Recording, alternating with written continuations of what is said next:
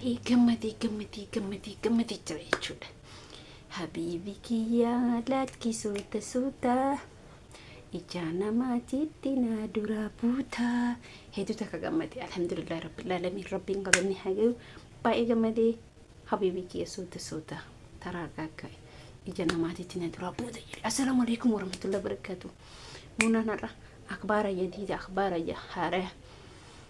Habiibi kiyya lakkisuuta suuta ija namaatiitti na dura buuta.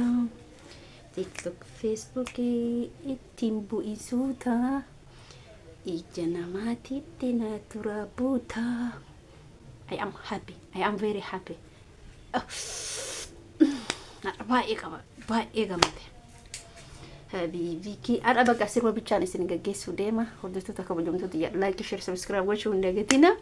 Viidiyoon irra akkatti dhufne kaaba dabboo. Akkam jirtu nagaa jirtu fayyaa keessanii maal qabattee dhuftee maal suuta maal gammadde maal gammachuun keessan zinnit fataa bala fataa jecha zanaa jecha jechuudha. Akkuma beekamu gammachuuti yallee ni qooddatan jedhee abdii qaba. Gammachuun tiyya maal gammadde maal gammachuun tee maaltu si gammachiise jechuun keessan hin oolu.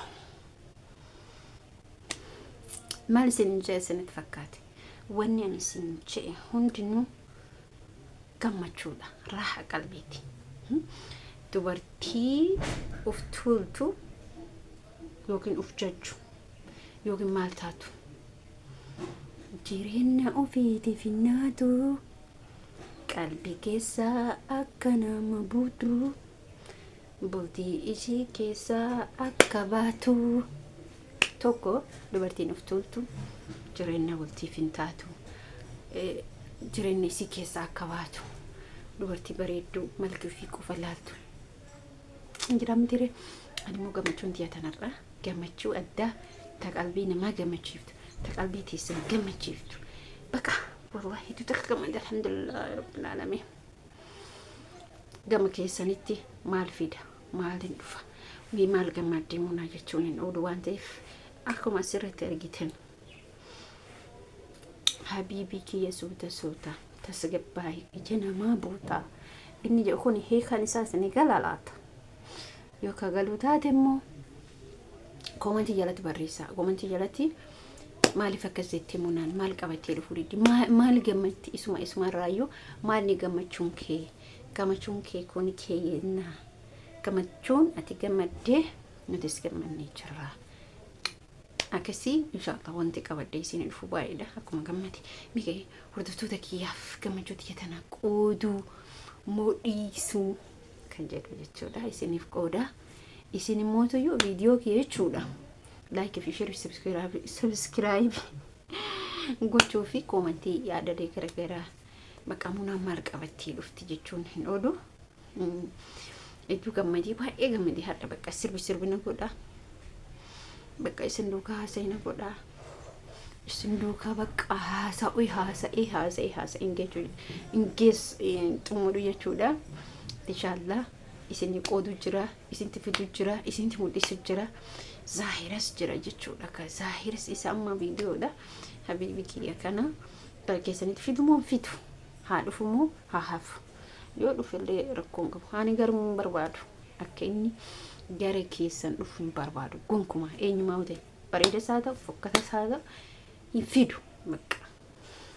Garuu yaada keessan irratti yaada keessan yoo isin komentii barreessitanii jettan isin fidaa komentii barreessa viidiyoo jettanillee zana jecha bakka zinit. Habiibi kiyya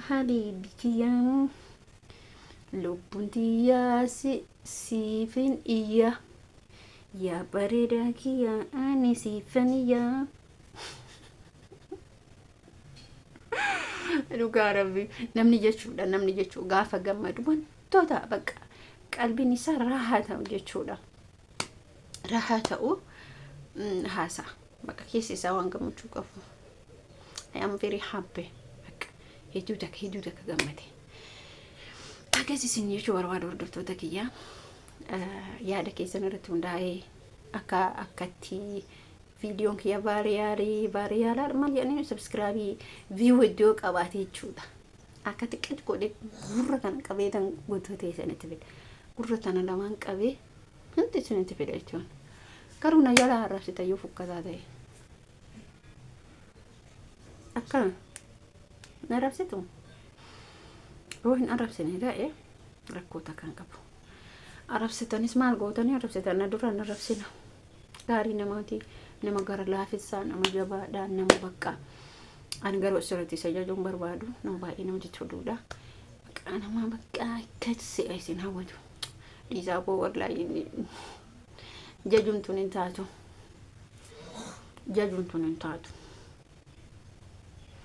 Kanaafiyyuu jechuudha akkina isiniin jechuu barbaadu nama nakkan jaalladhu nama nakkan kabuju bakka yoon jechuudha yoo akkam jeesinte yoon isa argu yoon isa yaadadhu qalbiin kan ku jettachumatti yeroo kamu yeroo hundumaa jechuudha yeroo hundumaa yoo yaadadhu eessa jirallee akkan jenna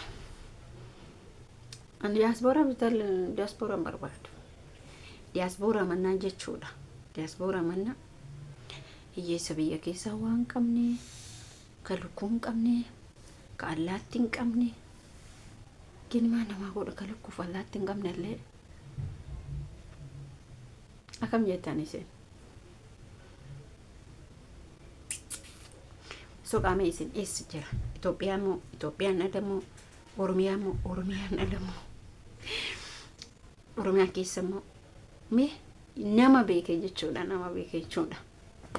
nama beekeef badhaasa qaba. Oromiyaa keessa ta'e eessa jira Oromiyaan alate bakka beekamu bara Oromiyaa tanaan alas jiraachuu danda'a Oromiyaa keessas jiraachuu danda'a bakkuma ta'e tokko jechuudha bakkuma ta'e suqa bakka jaalalleen kun jiru suqa komantii jaalatti tsaafu barreessa sirriitti barreessa namni beeke jechuudha. Oromiyaa keessa akka eessa jiru Oromiyaan alatti eessa akka jiru maan meeqa garuu tokko moo sadii moo afur moo shan moo jaha biyyuma alaasanii ka ta'e haa ta'u ka dhufe haa dhufu ka isin barreessitan jechuudha. Isin barreessitan irratti hundaa'e yaada keessan irratti hundaa'e bakka view irratti hundaa'an guddaan jechuudha. View baay'ee taane sharing keessan akkasuma viewun keessan dabalataane gara jabbeenaa godhe isinis baasa lubbuu isaa tana qabe jedhuuf inshallah kana godhata fata in gammade garuu irra laalina dhugaan isinin ijoolloonni isinitti baay'ee gammade kanaafi isinin jechuu barbaada wannan isinin jechuu barbaadu kanuma video kee like godhaa akka dhufu akka naafni ani nan dhufa jimaata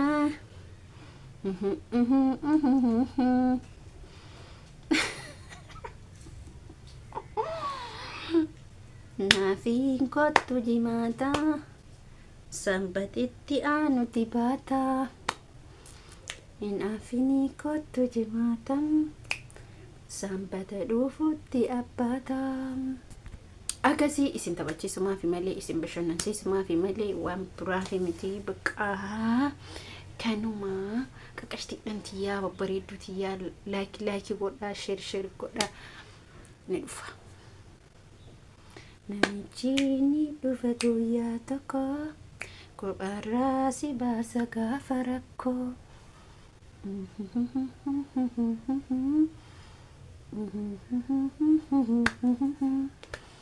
warina gammaddan harkadha warina gadditan warri maaltu jira gaddima gammachuu bichaadha amirqaanetu maane dhugaa rabbiin isaanii jaa baay'ee gammadee baay'ee yeetu ko gammadee jechuudha wallahi duuta ka gammadee alhamdulillah ላይክ እንደገና